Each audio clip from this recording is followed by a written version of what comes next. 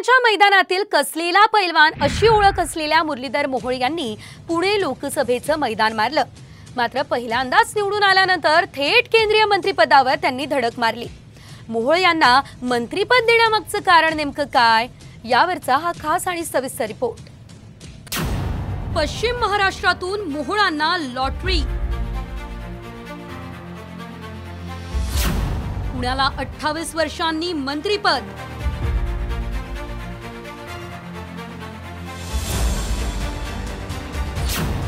Mission विधानसभेसाठी मोहोळांना मंत्रिपद।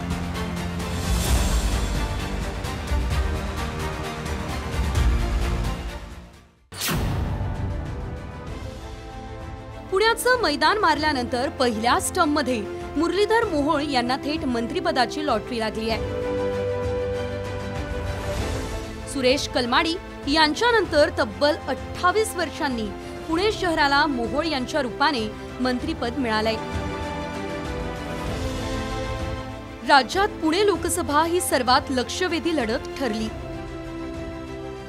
विद्यमान आमदार रवींद्र धंगेकर विरुद्ध माजी महापौर मुरलीधर मोहोळ यांच्यात झालेल्या या लढतीत मोहोळ यांनी तब्बल 1,23,000 मतांनी धंगेकरांचा पराभव केला।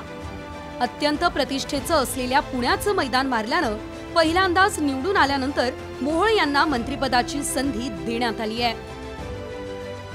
मी तर आज मोदीजींचा शपथविधी झाल्यानंतर पुण्याला परत जायचं म्हणून तिकीटही काढून ठेवले होते, पण अचानक फोन आला माननीय नड्डा साहेबांचा आणि त्यानंतर देवेंद्रजींचा की 11 वाजता PM हाऊसला जायचं आहे आणि संध्याकाळी आपल्याला शपथ तुम्हाला घ्यायची आहे। एक वेगळा आनंद होता। दिलेल्या कामाची जी जबाबदारी दिली त्याला न्याय द्या। त्यामुळे मला असं वाटतं की जे दिले ते खूप काम करायचं आहे, देशाची सेवा करायची आहे, मला पुण्याची सेवा करायची।